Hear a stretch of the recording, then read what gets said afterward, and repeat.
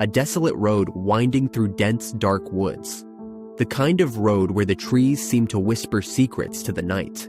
This is where our story begins, on a cold, moonless night. The protagonist, a weary traveler named Javier, finds himself lost on this very road. Javier had been driving for hours, the monotonous hum of the engine his only companion. Exhaustion had begun to take its toll, and his eyes, strained from the darkness, were desperate for a sign of civilization. Just as he starts to lose hope, he spots a flickering light in the distance. With a mix of relief and curiosity, he decides to investigate. As he approaches, the light grows stronger, revealing an old, dilapidated gas station.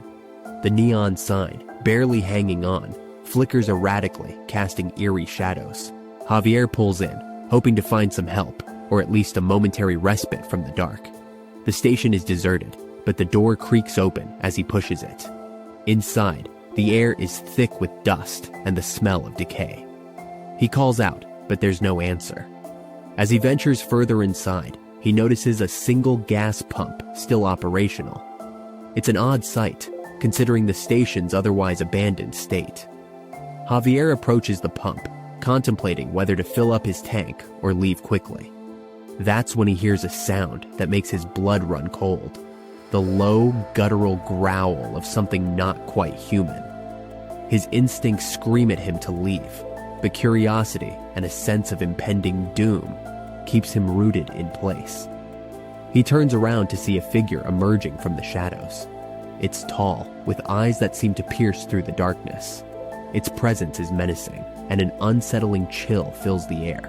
The figure steps closer, and Javier can make out more details. Ragged clothes, a face partially obscured by a hood. But what stands out the most are the eyes, cold, calculating, and filled with a malevolent intelligence. Javier tries to speak, but his voice falters. The figure, seemingly aware of his fear, simply watches him with an unnerving calmness. The tension in the air is palpable, and Javier feels as if he's being watched by something beyond comprehension. Without warning, the figure lunges at him, and Javier's fight-or-flight instincts kick in. He bolts for his car, scrambling to get inside. As he starts the engine, he glances back to see the figure standing in the distance, watching him leave. The headlights illuminate the road ahead, but the sense of dread lingers. As Javier drives away, he feels a weight lifting off his shoulders, but the terror remains. The figure's haunting gaze is etched into his memory, and the night seems darker than before.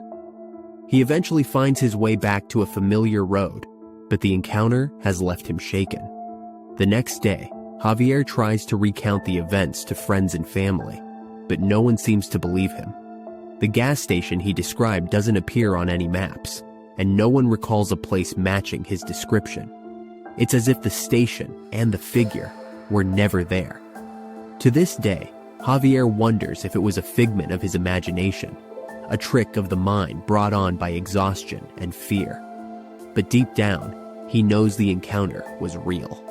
The figure, the growl, the sense of impending doom, it all felt too vivid to be a mere hallucination. So, as you travel down desolate roads and find yourself lost in the dark, remember Javier's story.